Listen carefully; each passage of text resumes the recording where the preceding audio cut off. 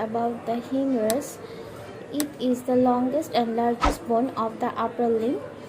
It articulates with the glenoid cavity of the scapula to form the shoulder joint.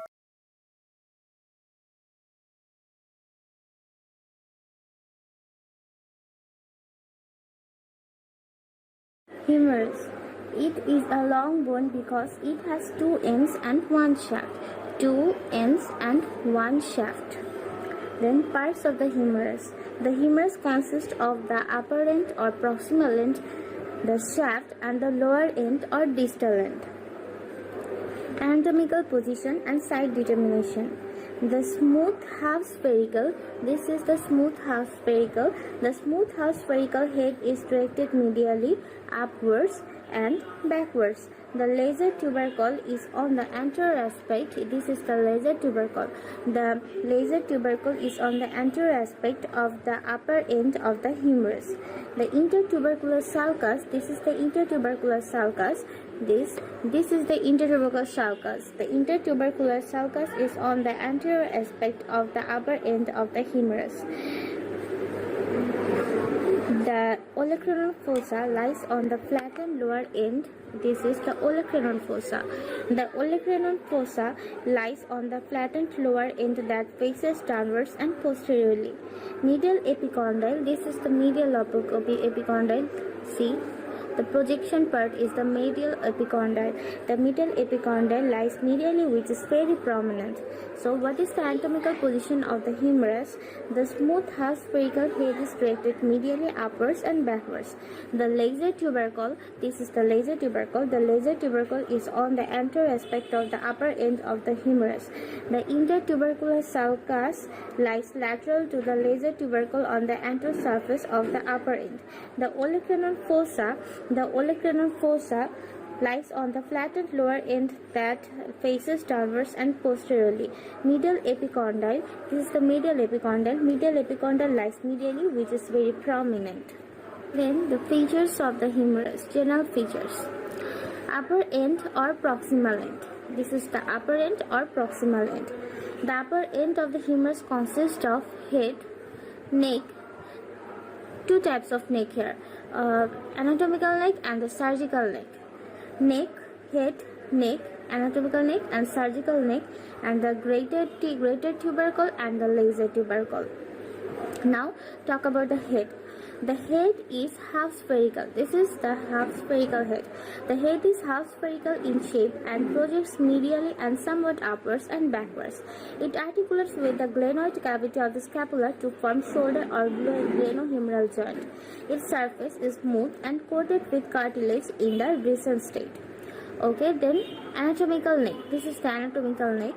It is very short and is formed by a narrow constriction immediately below the head.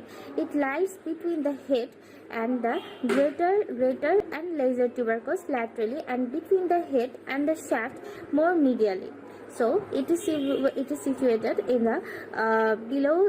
It lies between the head and greater and laser tubercles laterally, and between the head and shaft more medially. It is perforated by numerous vascular foramina. Here, see, numerous vascular foramina. Then greater and laser tubercles. The greater and laser tubercles are prominent landmarks. The greater and laser tubercles. The greater and laser tubercles are prominent landmarks on the proximal end of the humerus. The greater tubercle is lateral in position. Its superior surface and posterior surface are marked by three large smooth impressions for the attachment of muscles. Here, see, superior surface and posterior surface, three large impressions. Here, one impression, two impression, and three impression. And then, it is covered by subacromial bursa. Beneath the deltoid, the laser tubercle, here the laser tubercle. The laser tubercle is more prominent although smaller than the greater tubercle. It is anterior in position and is directed medially and forward. Here it's like this. Okay, the laser tubercle. The laser tubercle is more prominent, although smaller than the greater tubercle. It is anterior in position and is directed middle and forward. Its surface is marked by a large smooth impression for the attachment of the subscapularis muscle. Then the intertubercular sulcus, which is called as bicipital group. This is the intertubercular sulcus. Intertubercular sulcus or bicipital group, it is a deep group.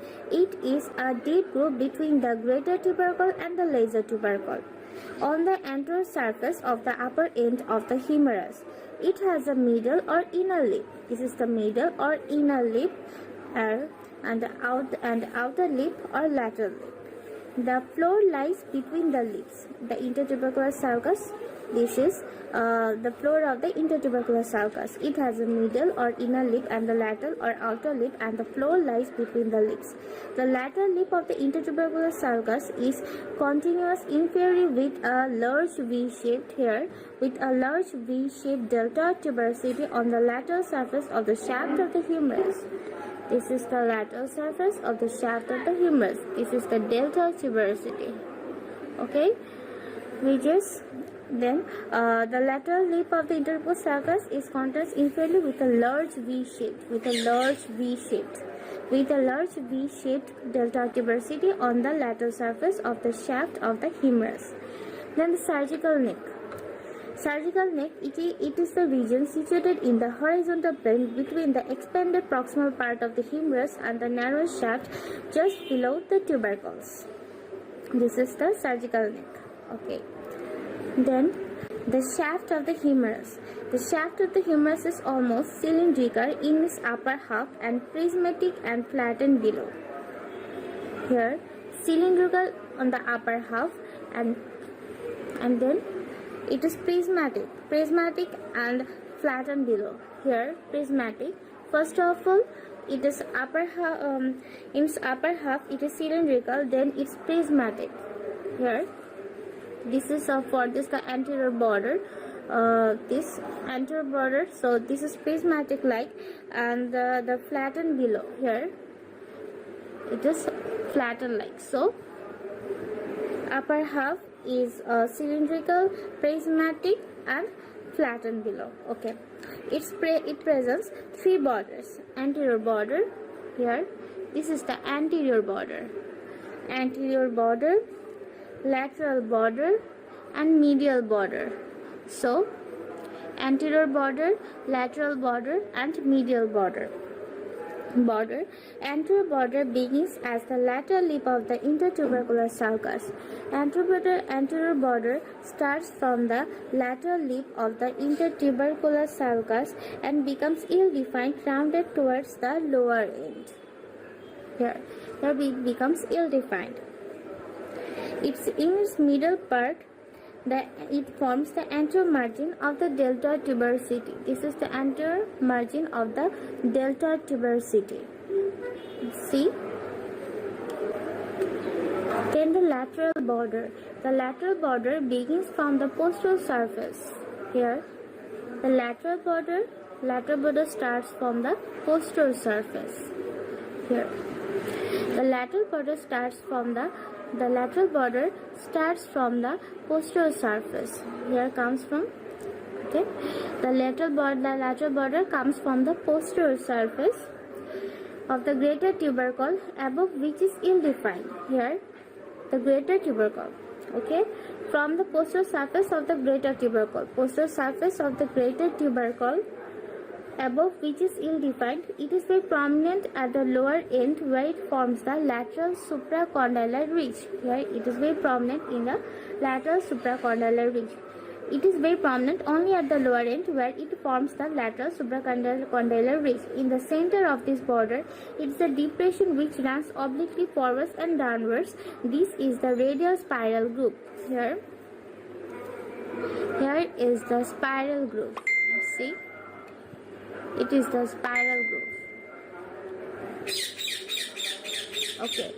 Then medial border. Medial border begins as the medial lip. Here, the medial border The medial border begins as the medial lip of the intertubercular sulcus and its lower end becomes continuous with the middle supracondylar ridge. The medial border, here the medial border begins as the medial lip, here it will start from medial lip and it continues with the, here it will contrast with the middle supracondylar ridge. Approximately in the middle of the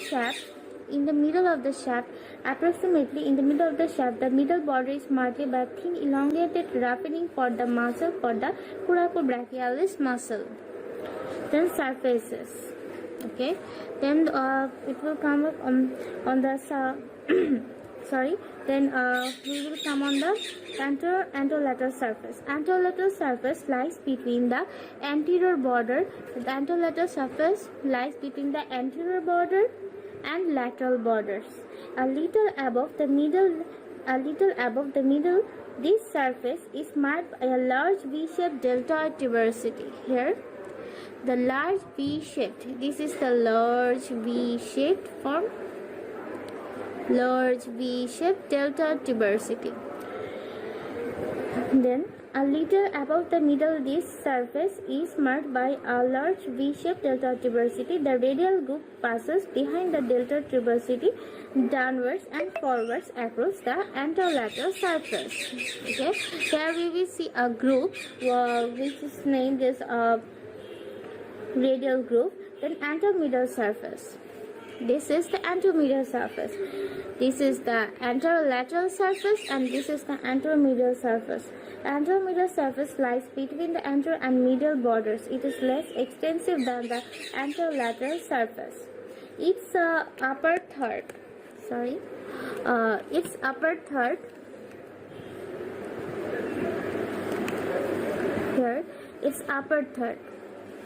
Okay, its upper third.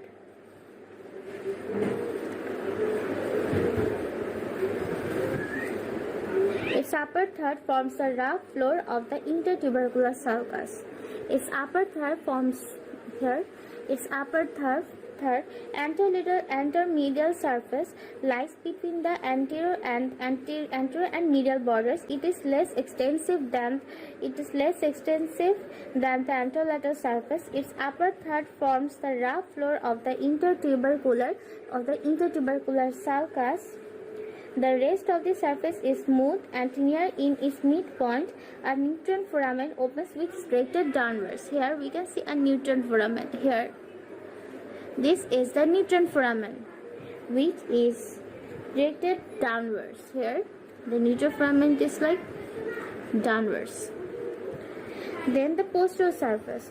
The posterior surface lies between the middle and lateral borders. Its upper part is marked by an oblique ridge, linear roughening. Its middle part is marked by the shallow radial groove.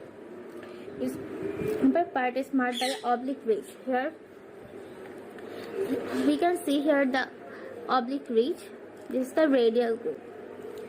Oblique ridge, its middle part is marked by the shallow radial groove.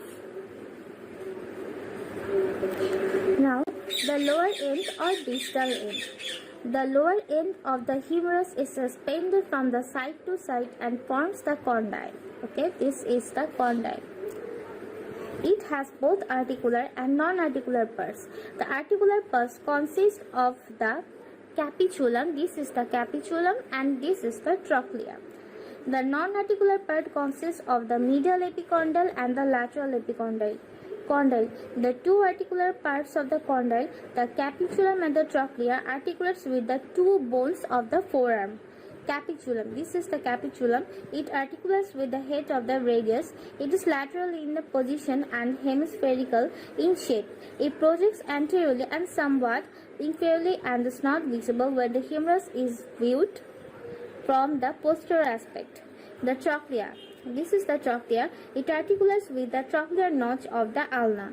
It is pulley shaped and lies middle to the capitulum.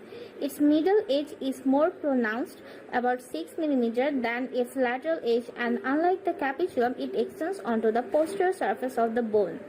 Then the middle epicondyle. Middle epicondyle, it is a prominent bony projection on the middle side of the lower end. It projects medially from the distal end of the humerus. It is subcutaneous and is easily felt. It is subcutaneous and is easily felt on the middle side of the elbow. It is the major palpable landmark in the region. Its anterior surface bears a oval shape. Here, see, this is the oval shape. Okay. This is the oval shape. Its anterior surface bears a large oval impression for the muscular attachment. Middle supracondylar ridge. This is the middle supracondylar ridge. The middle supracondylar ridge, the middle humeral border ends below at the middle epicondyle, and its lower portion is termed the middle supracondylar ridge. Then the lateral epicondyle. The lateral epicondyle is much less pronounced than the middle epicondyle. It is lateral to the capitulum. Has a larger irregular muscular impression in its anterolateral surface. Lateral supracondylar ridge. The lateral humeral border is very prominent in its lower part, which is known as lateral supracondylar ridge. Okay, then here we can find three fossa. The three fossa occur superior to the trochlea. And capitulum on the distal end of the humerus. Then this is the radial fossa. Radial fossa, it is the least distinct of the fossa and occurs immediately superior to the capitulum on the anterior surface of the humerus. On flexion of the forearm, this fossa accommodates the head of the humerus. Okay, then the coronate fossa. This is the coronate fossa. It is adjacent to the radial fossa and superior to the trochlea. On flexion of the forearm, this fossa accommodates coronate process of the ulna.